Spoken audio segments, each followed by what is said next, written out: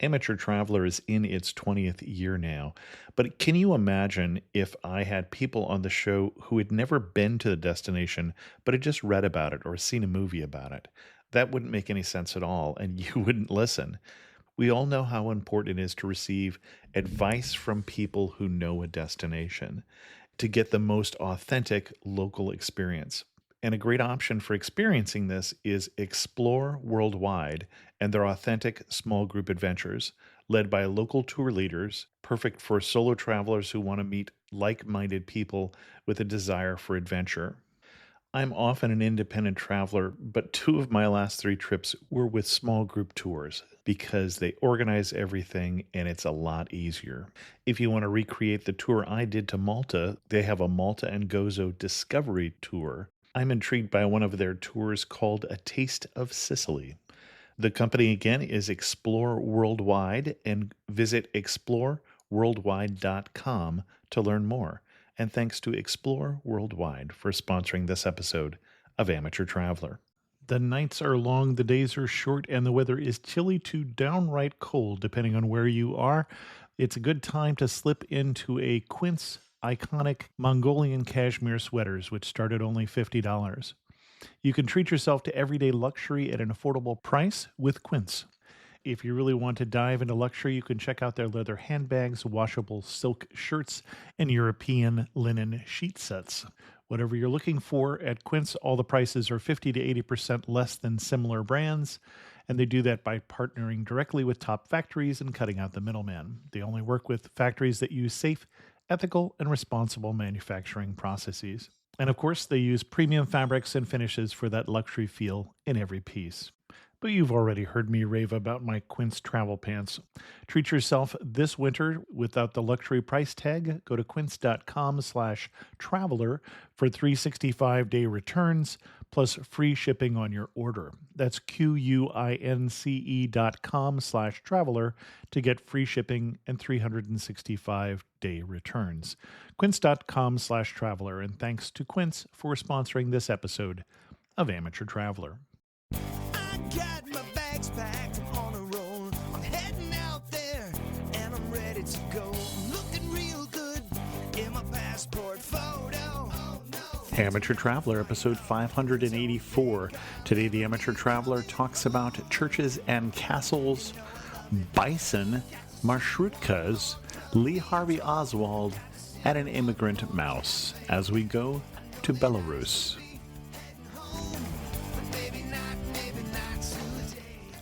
Welcome to the Amateur Traveler. I'm your host, Chris Christensen.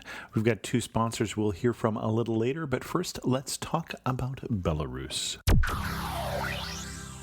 I'd like to welcome to the show Megan Starr from meganstarr.com, who's come to talk to us about Belarus. Megan, welcome to the show. Thank you. I'm very happy to be here. Now, you don't sound like you are a Belarusian, if that is the correct way to say it. So, Yes. why are we talking about Belarus? What's your connection to Belarus? It's actually quite interesting. I'd always wanted to go there. I saw this movie as a kid called Fievel Goes West and also Okay. An American Tale. Yep. And they used to sing about, it was a bunch of mice, which I'm absolutely terrified of rodents, so I don't know why I was entertained by this. And they were singing about immigrating to the United States because we had no cats, and they were coming from Minsk. So at some point in my life, I decided, well, I think I want to go to Minsk one day. And I eventually, it was about 2012, I got a visa for Belarus, and everything kind of fell through as I was boarding the plane to go there. Apparently, you need a domestic visa through Russia. You actually need a Russian visa because they considered Belarusian territory to be domestic. So I was pulled basically off the plane and had to reschedule my flight. So I've actually been to Belarus a couple of times since, and everything went more seamlessly the second and third time getting there. But yeah, it's one of my favorite countries. I think it was for the time that I went, it was very unexplored and they hadn't really seen any tourism there. So I definitely saw it when it was on the brink of emerging as a new destination for tourism. And quite frankly, this year it's become visa free for about 80 countries. So now you're able to go without a visa as long as you stay within the 5-day limit. So it's definitely an emerging tourism destination in Europe. Excellent. And why should someone go to Belarus besides watching the mice who come Watching from a there? cartoon. Besides watching a cartoon. The people that have been traditionally going there have been curious about the political situation. I don't really want to get into that. I'm sure that most people that know Belarus knows it's definitely got a little bit of a political history, especially more recent years, a very tangible history. So I think that people have been going there in recent years because it was the Soviet Union still in existence, but it wasn't the Soviet Union. So people were going there to see what they called the last Soviet dictatorship and being run under Alexander Lukashenko. However, now I think people are going there, in my opinion, because they've hit every other country in Europe off their list. And this is kind of the last one. And now that it's visa free, people are going to be like, all right, good, I've been to Belarus, check kind of thing. So I really think that there's a lot more to offer than just checking off list or checking off something off of your map. And there is definitely more than the political side of things going on there. And I think that people that go with a very open mind will find that it's a really unique and underrated destination. Sounds like we have about a week, which is what we usually talk about. That's our visa will get us that far. How should we spend that? Well, if I was to say that you had 5 days, because that's what the current visa scheme is, although they're talking about raising it to 10, I think that you should definitely spend a couple days in Minsk, the capital. Minsk is a very interesting city. It's very, very Soviet-esque in its architecture. It was basically completely annihilated after the war, and it was reconstructed, but not to its old state. So it was rebuilt completely Stalinist architecture and very, very grandiose buildings, broad avenues, wide squares. It's really an interesting city, but it's also got kind of a little bit of like an underground. Some of the underground scene is actually very anti the current political administration. It's not something you maybe want to indulge in as a tourist, but they're really good about catering to tourism and keeping tourists out of trouble. Although I've been there, so I can't always validate if that's true. There's a craft beer scene emerging. There's a lot of art and theater emerging, and a lot of it does stay a bit underground, away from the political side of things. But I mean, if you just go with an open mind, you can find some really interesting architecture there. There's a lot of monuments. There's some really interesting history there. And I'm going to get you to go a little more detail there. You're gliding over a number of things. So you say a lot of monuments. Let's do the monuments. A lot of history. Let's talk about the history. Yeah. If I had to say 1 week itinerary, I would definitely spend at least 2 or 3 days in Minsk, particularly if you can get a chance to go during the spring. I found it really, really beautiful. It was just filled with flowers and the parks were green, and it really is the cleanest city that I've ever been in. Oh, really? It's kind of known for that. Just no litter on the ground. It's very, very Soviet-esque. If you're someone who wants to get off the path a bit, maybe go east towards the Russian border, there's a city over there called Vitebsk.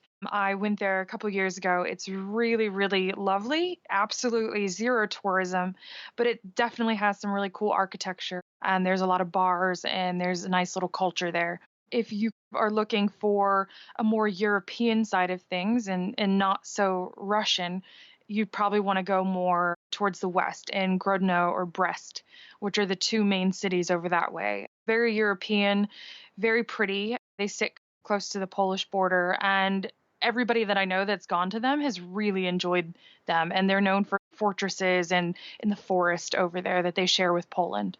Okay. So that's kind of our overall itinerary. So why don't we go back and do that in a little more detail? So you started us in Minsk. What are we going to see in Minsk?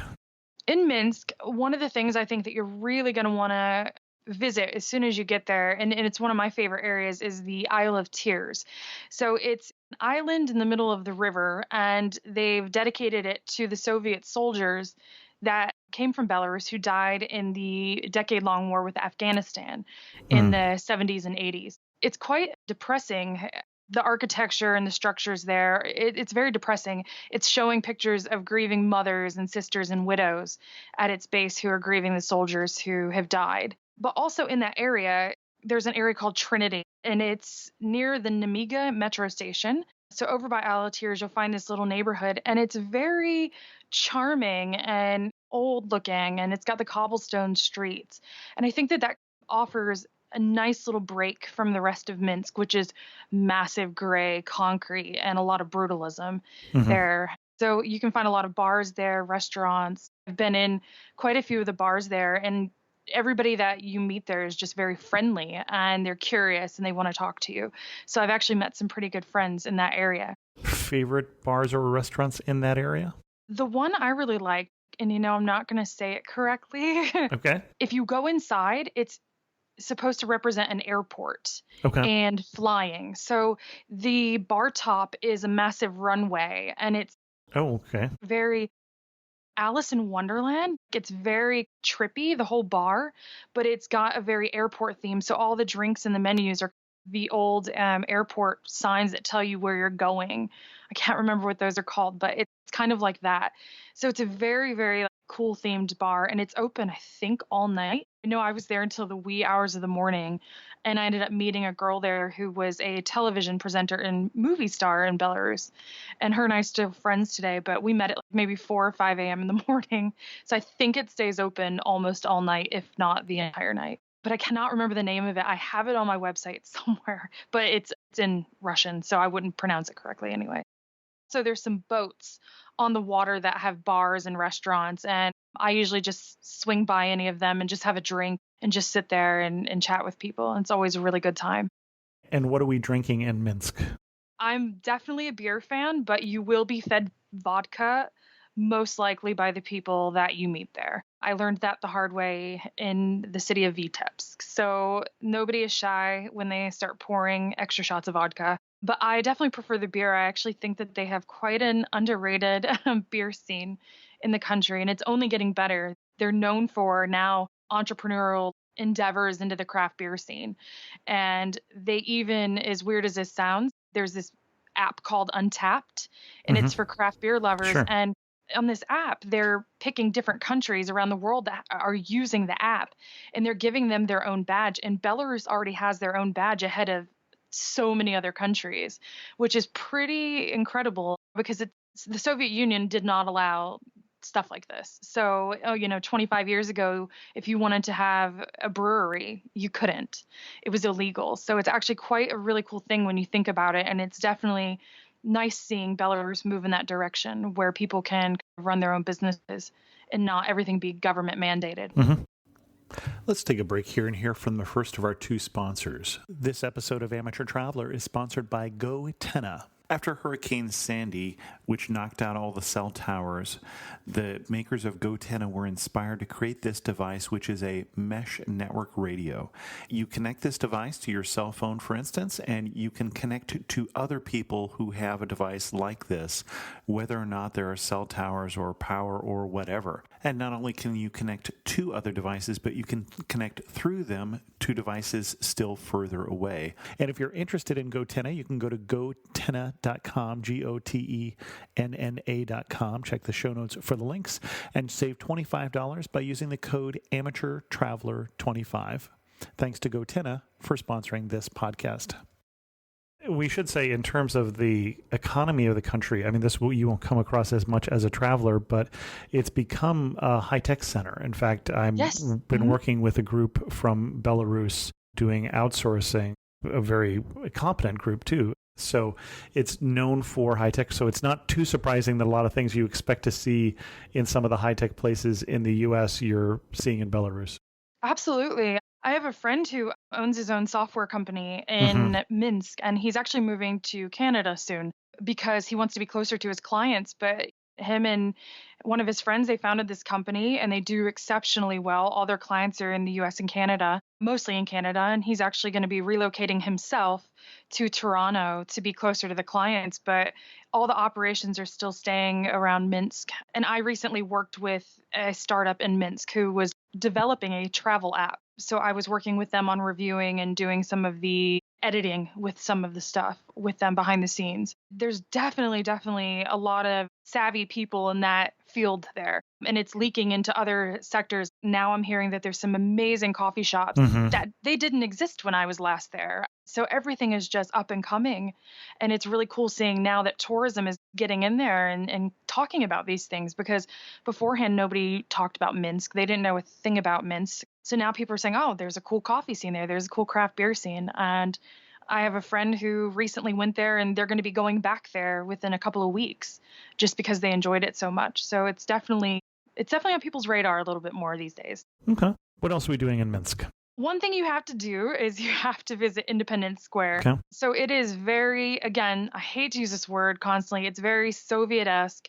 It's grand. I think it's one of the largest squares in all of Europe, if I'm not wrong. I'm pretty sure it is. It's one of the biggest squares. And there's actually a big statue of Lenin still there, which is one of the very few places you can find Lenin in Europe these days. And you'll have the Supreme Soviet building, which is now where the parliament meets. Very, very noticeable structure. There's also the Red Church, it's very notable for its bright red bricks. Not a lot of people know this, but if you look around, there is actually an underground shopping center there as well. It's called Stolitsa, and it sticks out just a little bit. But if you go underground of this area, you'll find this massive shopping center, and it's all underground. And there's a cafe there called Cafe Maestro. I'm not sure I'm going to be saying that right. But it's a cheap cafeteria style place, and I've eaten there a couple times, and it's just very, very traditional fare, no frills, but it's worth it. It's cheap, and that's where the locals eat. So it's something that I highly recommend. You're not going to get Michelin star quality food, but you'll be living and eating amongst the locals when you're there. And the Red Church, also known as the Church of Saints Simon and Helena. Yeah. But most everybody will just call it the Red Church. Right. It's very beautiful. It's very old.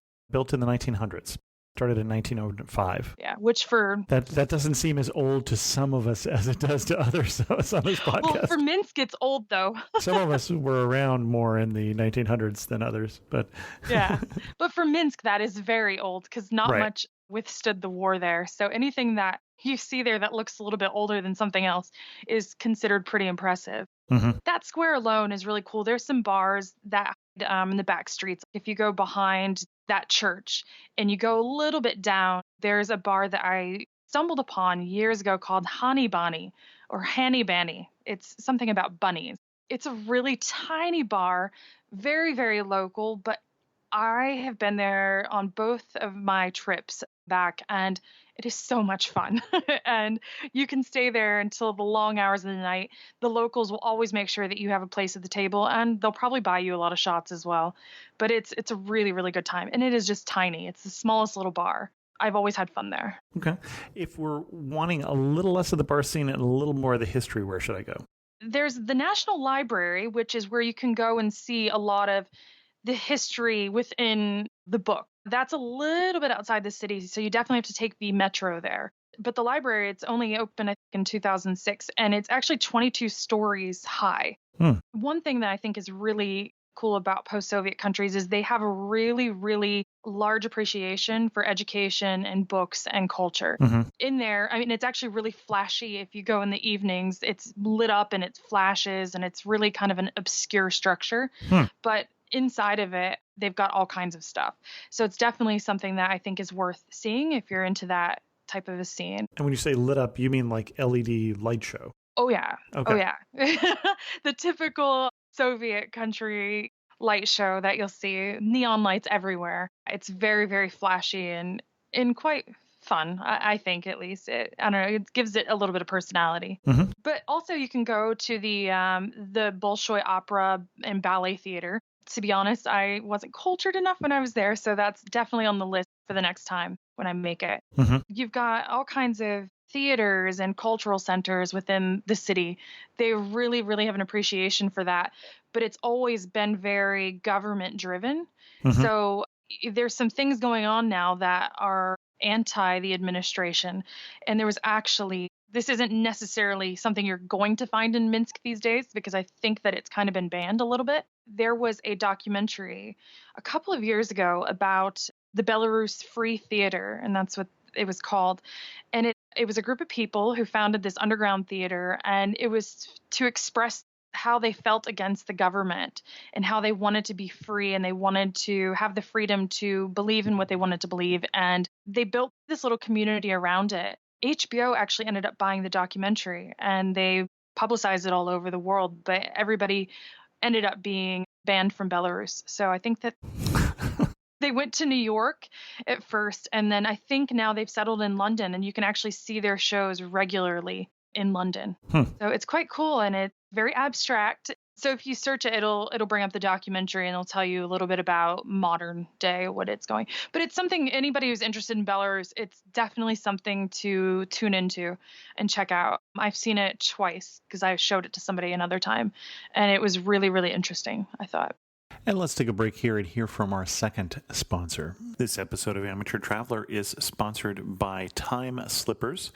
There's one company that is set out to make relaxing as easy as possible. It's Time Slippers. They have reinvented traditional house slippers with the sole purpose of making your feet more comfortable than ever, even on the go. They boast a modern design so you can wear them out of the house and no one will even know you're wearing slippers. They have yoga mat insoles and a plush wool lining to keep your feet cozy and warm. They slip on and off so you can fly through airport security lines with ease. It's a really great gift for the holidays. Use the code AMATEURTRAVELER for 20% off your first pair. You can only get them at timeslippers.com. That's www.timeslippers.com. And thanks to Time Slippers for sponsoring this episode of Amateur Traveler. A couple other things to do in Minsk. Ride the metro. It's beautiful, just like any one that existed in the Soviet Union. It's very deep. You can still see sickle and hammers in the metro everywhere. So you definitely will feel like you're going back in time when you're there. And quite frankly, it's the most efficient way to get around the city. On a map, it doesn't look like a large city. And population-wise, it's not huge. But because everything is built so large and so spread out, you really, really need to take some type of form of public transportation around a bit. And the metro is the easiest way to do it. And it's so cheap. So a couple other things is you have Victory Square, which has the eternal flame. You can see the changing of the guards. And it's in a really beautiful space in between a lot of like buildings in the middle of a road. If you Google Minsk, it's going to usually be one of the things that pops up. It was actually, I think, my first impression of Minsk, or the first thing that I ever really thought about when I thought about Minsk was that. You also have something that a lot of people find fascinating is there's still a KGB building there. It's on the main street, which is Independence Avenue, and it's yellow and very noticeable. There's all kinds of CCTV outside of it, and you'll know it when you pass it, but just do not get caught taking pictures of it because you can get in a lot of trouble for it. So if you're going to take pictures, just really quickly, I suggest going to the other side of the street and trying to get one. But yes, it still exists. There still is KGB there, and they're very prevalent in society. So I had a friend who once told me that he thought there were about 200,000 undercover KGB people wandering around. And I don't know if that's an accurate number, but he did have a lot of truth to everything he said. So I don't know. I will leave that up to him. That's a really good thing. And then something that I think is kind of a waste of time, but a lot of people do go to Minsk for this, is to see Lee Harvey Oswald's apartment. He lived there for a short period of time before the assassination, and you can actually still take a tour of his apartment to this day. Personally, I think that there are a lot better things to do in Minsk. I don't understand why this is at the top of some people's list, but to each their own. But that's something is definitely a popular tourist thing to do in there. Okay. Instead of doing that, what would you want us to do instead? Personally, I think going and supporting some of the smaller local businesses is something that's really important to the society today, and getting them out of that slump of feeling like 80% of them work for the government. So I think that touring somebody's apartment or going and supporting a small local business, I think I would definitely encourage people to do that. Or if you're looking for something else, I always really like going to the massive markets in some of the post-Soviet countries. And there's the Komarovsky market. And in that area, there's some nice restaurants. There's this huge market, and you can walk through it and see it. It's usually females chopping these massive things of meat. But everybody's really nice and they'll chat with you and as much as they can or as much as their English permits them to. And it's just a really nice little place. And outside of it, sometimes they'll have little cultural events or rides for kids or a petting zoo, things like that. It's one of my favorite things to do there. And I think it's an underrated thing to do when you travel is go to the market. And I always find myself at market. So I think that that's probably something I would suggest doing instead of going on that tour is going and checking that out. One thing that surprised you in Minsk. I think, oh my goodness, I was so shocked at the hospitality and friendliness of the people. I think for some reason, because of where it's located and because of the countries that surround it, I had it envisioned in my head that these people there were going to be cold. And after all that hassle with the airplane situation the first time, the second time I went by train from Vilnius. And I actually did not have my insurance sorted, which was a requirement at the time going into Belarus. And I was kind of nervous about it. And the train conductors, the customs officials, everybody was just so friendly. And I was like, okay, this is really strange. So I got into Minsk and I never met somebody unfriendly the entire time except one lady working behind the train counter when I was trying to buy a ticket.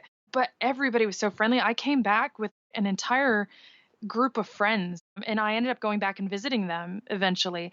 And it was just really cool because I was not at all expecting to see such friendly, open people.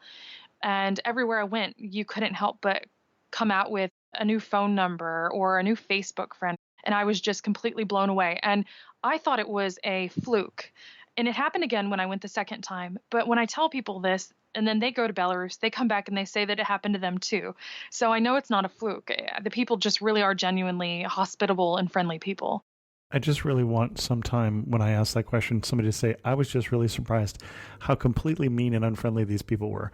Because that has almost never happened. There was only one episode I can think of, and I'll let you guys do a little sleuthing to find out one episode where the people were cranky. But in 581 some episodes or so, we are still being surprised that people elsewhere are friendly. But well, I can tell you of some cities that they aren't, but that's for another time. Maybe those are the ones that people don't pitch me. That's the deal. No. But I think Belarus, I've been to the countries that surround it, and I find the people relatively cold. Not in a bad way, just they're very standoffish. But for some reason in Belarus, I think they were just shocked to see a tourist, that they were so excited each and every time I ran into somebody that nobody was remotely cold or standoffish to me. They were very accommodating and buying drinks and just wanting to have fun the entire time. It was a really, really awesome time. And everywhere I went there was amazing. Okay. You had a couple other places on your itinerary. Do we want to wrap up Minsk and move on? Yeah. Anything else we want to talk about in Minsk before we go east? No, I think like if you're looking to stay somewhere, I would just suggest trying to stay at a very old hotel. A lot of the old Soviet hotels still do exist there, and they usually come with their own salons, tattoo parlors, strip clubs, bowling alleys, all in one. And they're not that expensive, but it's definitely... You say all in one. It is. It's like the whole package. I'm thinking that getting the tattoo would interrupt my bowling or put me off my game. Or your strip club experience. That could also distract me from my bowling. So it's a very interesting experience, and I would love to say that these places are endangered, but you're not going to go anywhere else and find blue velvet walls and couches and stuff in your room and be able to have a strip club and a tattoo parlor right below you. So it's definitely something I suggest doing when you're there. Okay. And then we're moving on to where? Let's move on to Vitebsk. So Vitebsk is a place I actually was booked to go to Gomel. It's kind of more towards the Ukrainian border, and it was a city that was highly affected by the Chernobyl tragedy. I really had always wanted to go there. I really don't know why. I think it was because it was near that. And I initially had to go through a tour agency in order to get into Belarus my first time. It was required. And I told her I wanted to go to Gomel, and she goes, yeah, I'm not going to let you go there. I'm going to send you to Vitebsk instead. And I was like, okay. She said that Gomel was very gray and gritty, which is actually what I really like. But she sent me to Vitebsk, and it was very surprising. I was very lost when I arrived in the middle of the night, but everybody was friendly again, and got to my Soviet hotel where I had dolphin wallpaper and blue velvet couches. It was a really cool experience because everybody said, oh, it's the east of Belarus. It's going to be very much like Russia. And you were there in the winter, is my impression from your photos. Yeah. I'm almost always travel during the winter, actually. Okay. Yeah, I was there during the middle of winter. You know, there are warmer places to go than Belarus in the winter. I lived in Oslo at the time. I don't think there's Okay. many Well, there we places go. that. I Never- think anywhere is slightly warmer than Oslo. Never mind. Now I'm not sure I could handle it though. I was traveling with somebody at the time. We got to the hotel, and the next day we went out and we kind of just stumbled on whatever we stumbled on. We didn't really know what to do there. And we found a nice little old town, a nice little brewery. And it was just a really, really cozy little city in that area. Something that's there, I just remember watching the sunset. And I was standing by this church called the Holy Assumption Cathedral.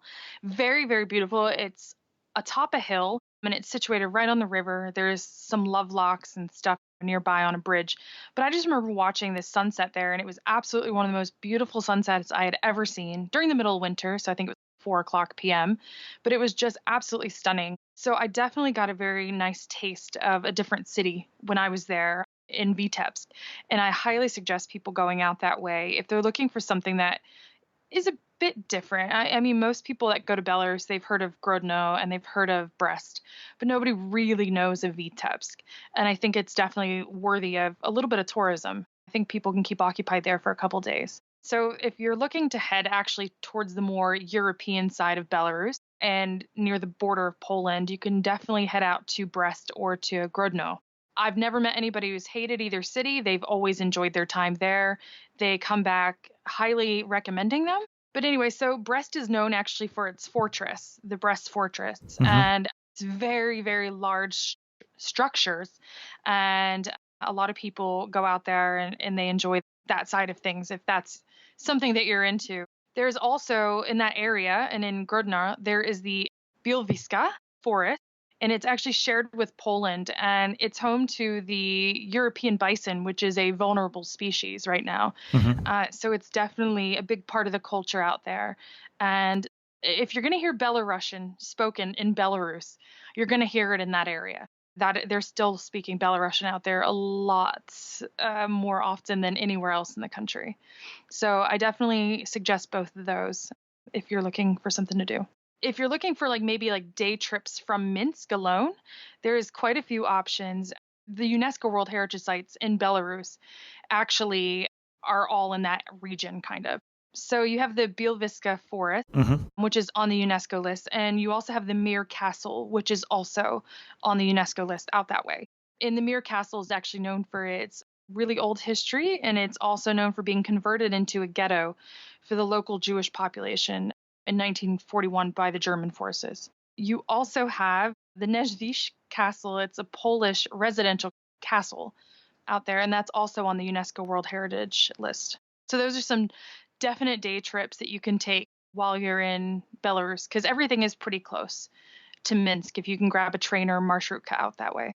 Now, the interesting thing is this episode is 2 episodes after we had an episode on Kiev where we were told definitely don't take the marshrukas.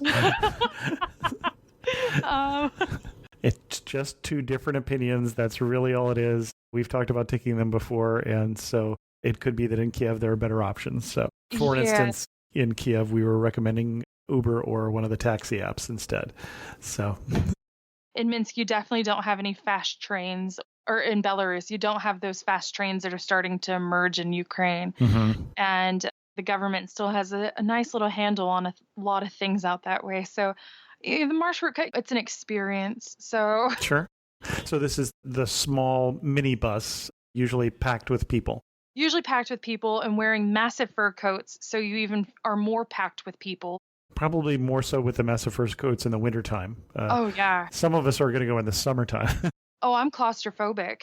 No, they still wear them sometimes in the summer. Trust me. As soon as it hits a solid 70 degrees Fahrenheit or 16, 17, the fur coats start coming out.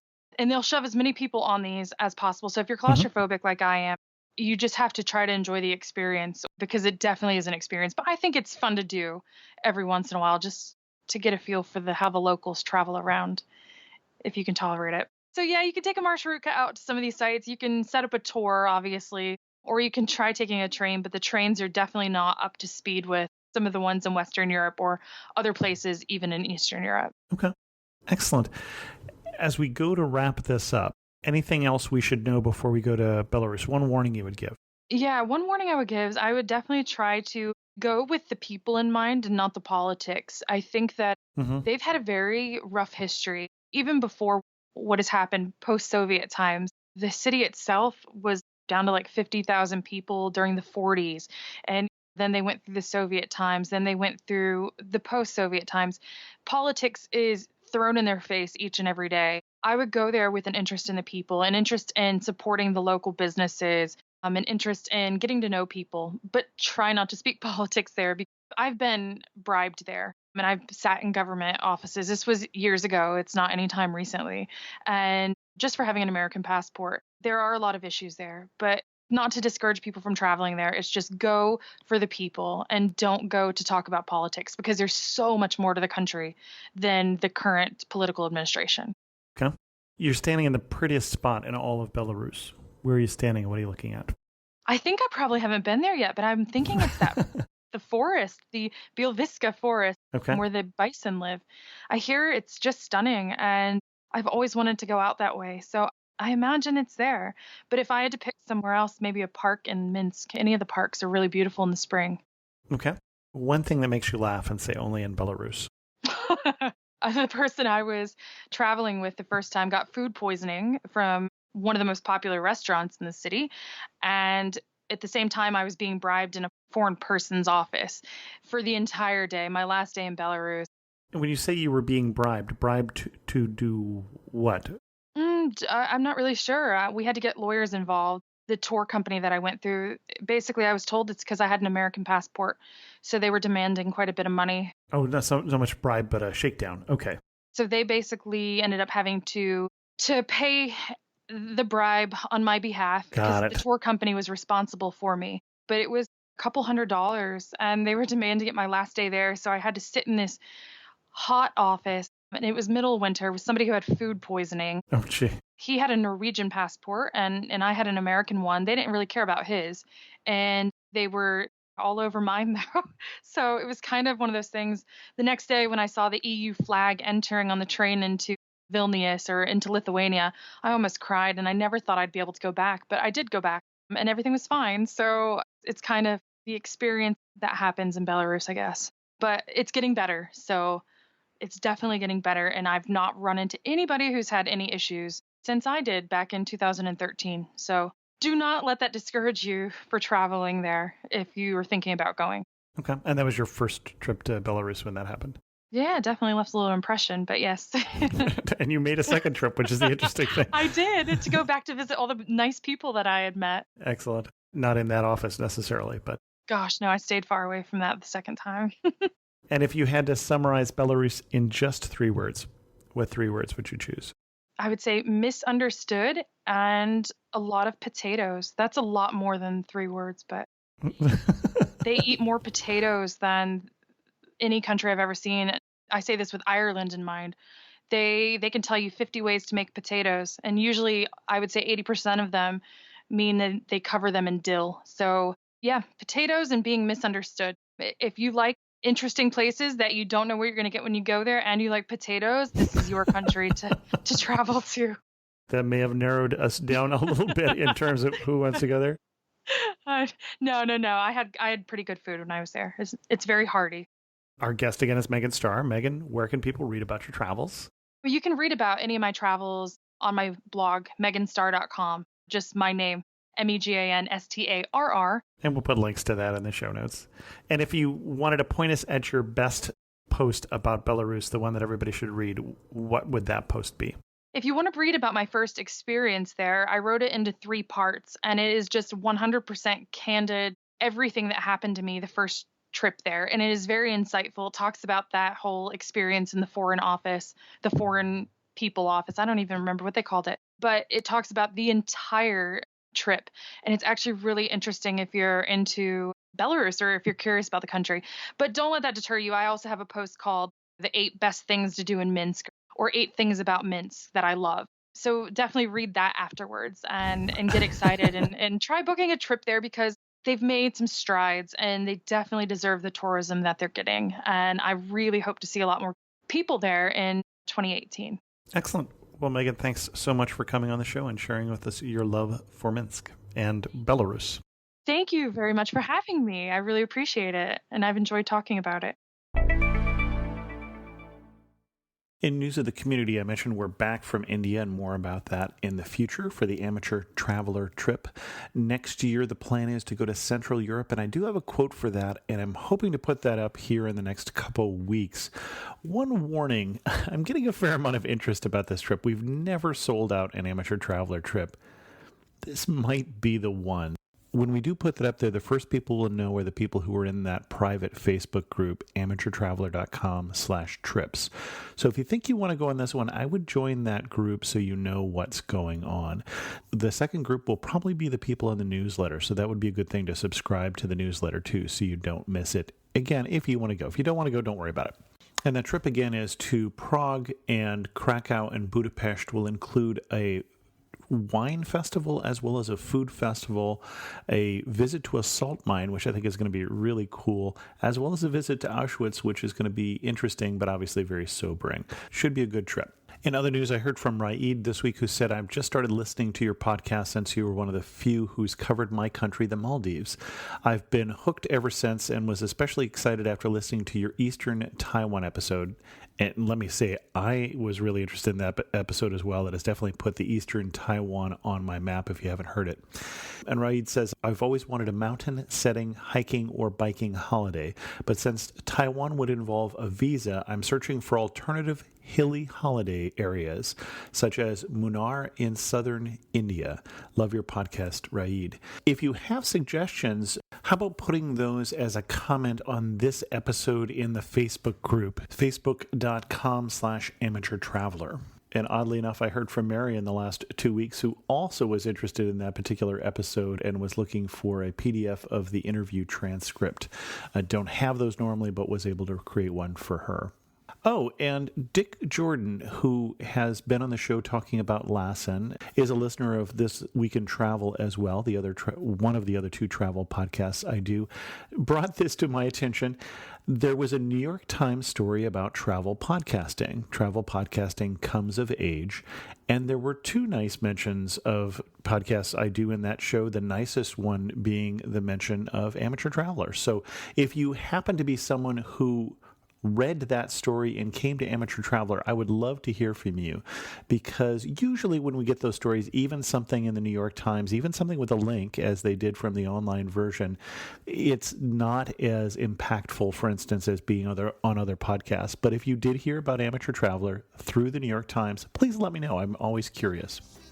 With that, we're going to end this episode of Amateur Traveler. If you have any questions, send an email to host@amateurtraveler.com. Don't forget our sponsors, and also don't forget amateurtraveler.com/trips, or join us for conversation in the Facebook group, facebook.com/amateurtraveler. And thanks so much for listening.